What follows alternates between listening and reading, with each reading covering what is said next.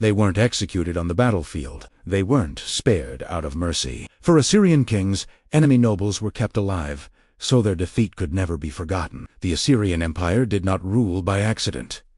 It ruled by design. Stretching across Mesopotamia, its kings understood something most empires learned too late. Conquest alone does not secure obedience. Fear does.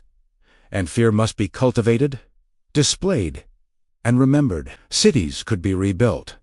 Armies could be raised again. But noble bloodlines, those were dangerous. They carried legitimacy, memory, and the promise of resistance long after defeat. For Assyrian kings, enemy nobles were not simply defeated opponents. They were walking symbols of rival authority. Killing them outright risked martyrdom. Letting them disappear allowed rebellion to grow in silence. So the empire chose a third path, one designed to break not only Bodis, but meaning itself. Power, in the Assyrian world, was not satisfied with victory. It demanded submission that could be seen, narrated, and carved into stone. This is the kind of history that was meant to intimidate and then be accepted without question. Share this video with your friends, so the truth behind that power is actually seen, and write where you're watching from to show how far this story still reaches. In the ancient Near East, power did not end when a city fell.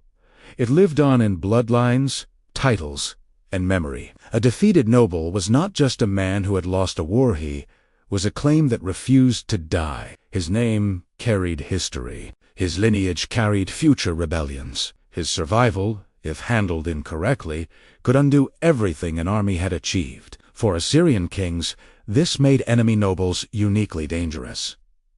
Executing them too quickly risked turning them into martyrs. Martyrs inspire loyalty. They harden resistance. Allowing them to fade quietly into exile was worse. Forgotten nobles could return.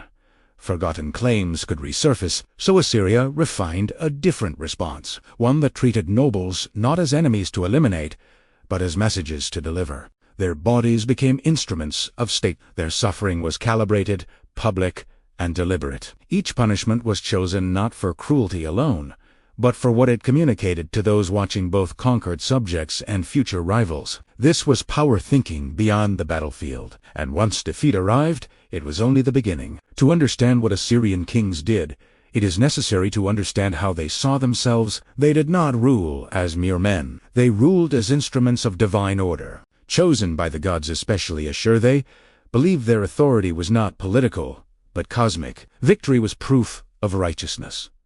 Resistance was not opposition, it was sacrilege. In this worldview, violence was not excess. It was correction. The king's role was to restore balance to a world constantly threatened by chaos, rebellion, and foreign gods. When cities defied Assyria, they were not just enemies of the state. They were enemies of the divine order itself. Punishment, therefore, had to be visible. It had to be instructive. Enemy nobles occupied a special place in this logic. They were not faceless soldiers. They were carriers of rival gods, rival histories, rival claims to rule. Leaving them intact meant leaving disorder alive. Killing them too quickly erased the lesson. So the Assyrian solution was transformation. To take a noble and remake him into proof that the gods favored Assyria and annihilated all alternatives. This is why Assyrian kings recorded their punishments so carefully. Reliefs carved into palace walls show defeated nobles kneeling, bound, blinded, mutilated, paraded. Inscriptions describe these acts not with shame, but with pride. They were meant to be seen by ambassadors, courtiers, and future rulers. Cruelty was not hidden because it was not considered cruel. It was considered necessary. A sacred performance of power meant to last longer than any single reign. The men who stood before Assyrian kings after defeat were not anonymous captives. Each represented something that had to be dismantled carefully. Tiribalkin, the defeated ruler whose body still carried authority. Even in chains, his presence threatened the story Assyria wanted to tell. His survival could inspire loyalty. His death could inspire revenge. He was kept alive because he mattered too much to disappear. The heir, or prince, young enough to carry the future, old enough to understand what was being taken from him. He embodied unfinished wars. Assyria did not see youth as innocence here. It saw potential rebellion waiting to mature. The court, noble, advisors, generals, priests, men who knew the rituals, the histories, the weaknesses of their fallen state, they were memory keepers. As long as they remained intact, the past remained intact with them. Each of these men was treated differently, not out of mercy, but calculation. Their punishments were tailored to their symbolic weight. What they represented determined how they would be displayed, altered, or erased. And this was no improvisation. Each noble would be tested in ways designed not only to break him but to teach everyone watching what resistance truly cost. Defeat did not arrive as chaos.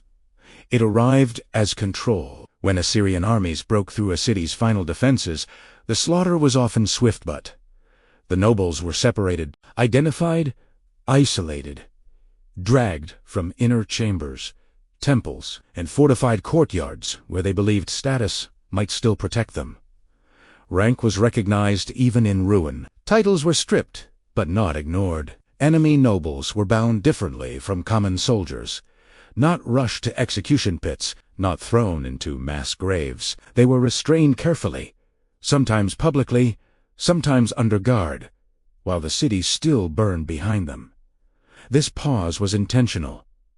It allowed fear to settle. It allowed witnesses to understand that something worse than death was being prepared. Chains replaced regalia. Royal garments were torn or left deliberately intact so everyone could see who had fallen. Faces once bowed to were forced upward. Names that once commanded obedience were now announced as trophies. The capture itself became a spectacle, staged for survivors and messengers alike. This was the moment when assumptions shattered. Most captives believed survival meant mercy. They believed their value guaranteed negotiation. But Assyrian kings had no interest in bargaining with symbols of rival power.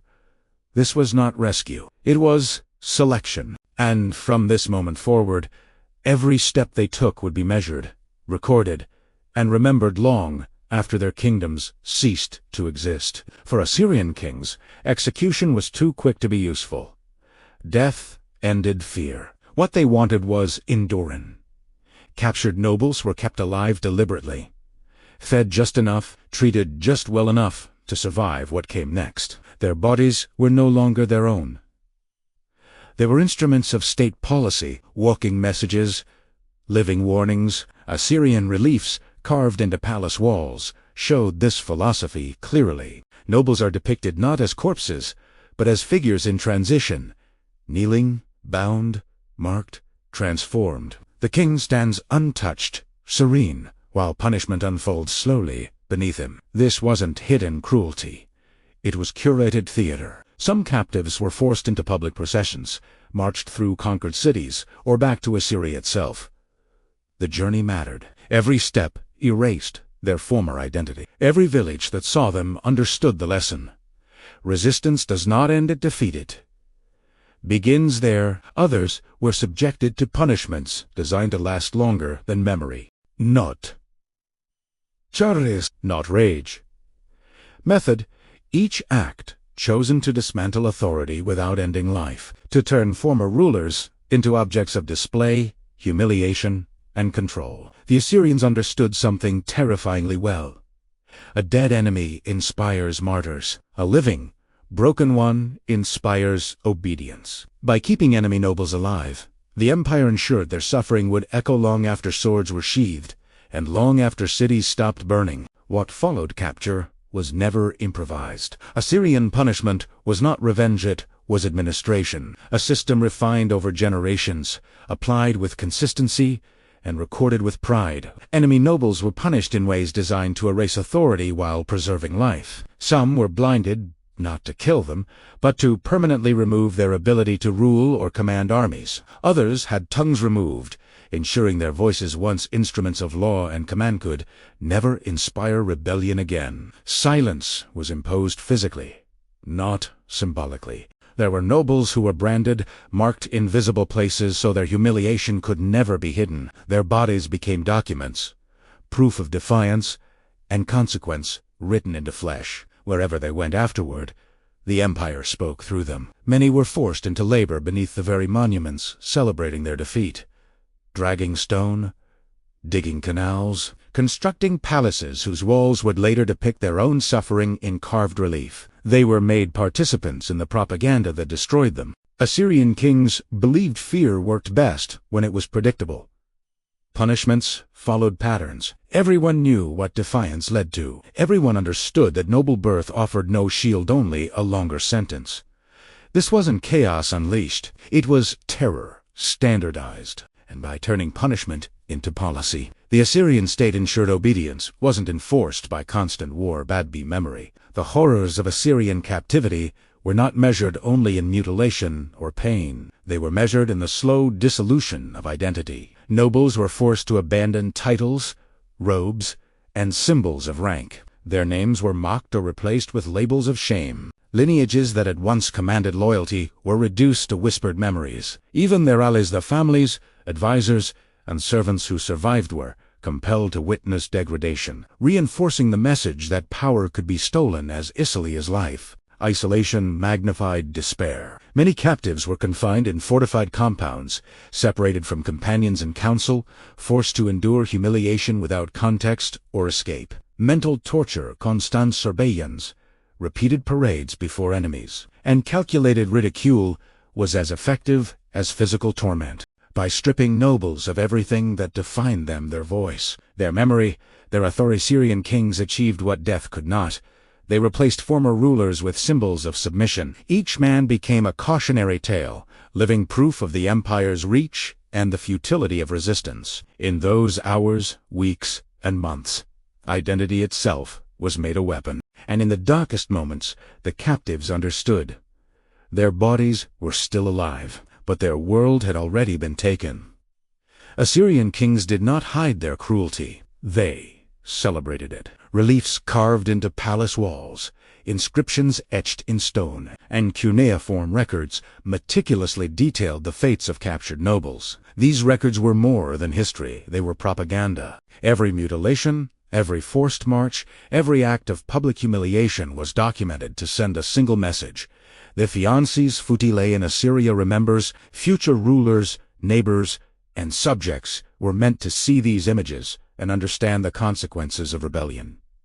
The revelation lies in intent. This was not mere sadism. It was strategy. By recording suffering, the Assyrian kings extended control beyond the battlefield. The fear of being displayed, branded, blinded, or paraded became a deterrent, stronger than walls or armies. Even centuries later, these inscriptions survive not to glorify the victims, but to preserve the calculated terror of a state that understood power as performance. Assyrian kings did not merely conquer. They orchestrated memory itself, ensuring that the echoes of their punishment outlasted any resistance.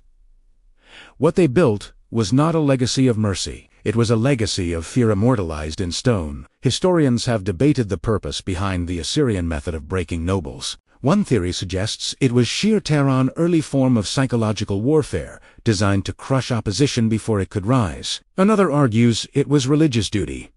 Assyrian kings saw themselves as instruments of Ashur, tasked with enforcing divine order. To them, public suffering was a ritual, an offering to the gods through the control of human bodies. Some evidence points to a combination of both. Punishments were carefully calculated, public, and repeatable. Reliefs and inscriptions served as instruction manuals for future campaigns. Breaking nobles achieved more than obedience. It reshaped the political landscape, erasing rival legitimacy while reinforcing Assyrian supremacy.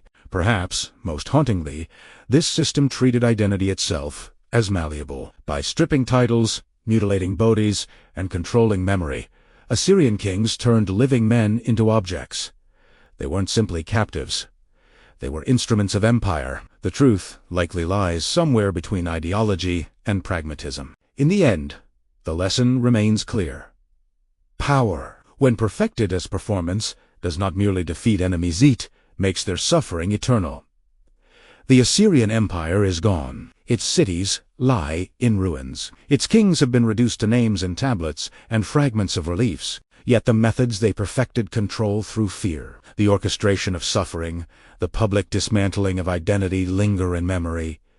The nobles they captured did not simply die. They were reshaped into symbols tools of a power that understood survival as punishment. Their families, their kingdoms, and their legacies were rewritten in the language of terror. History often forgets these men, not because they were unimportant, but because the empire that destroyed them made sure their stories served a purpose larger than themselves. In stripping them of everything, the Assyrians ensured their names would echo, but only as warnings. To remember them now is to honor the weight of human endurance against calculated cruelty. It is to see power for what it truly is, not just conquest, but the ability to rewrite reality itself, even in defeat, even stripped of all dignity. Their story survives as a testament to what happens when authority decides that life alone is not enough. If you want to witness the stories history tried to erase and understand the true cost of power, subscribe to Ash on Historian.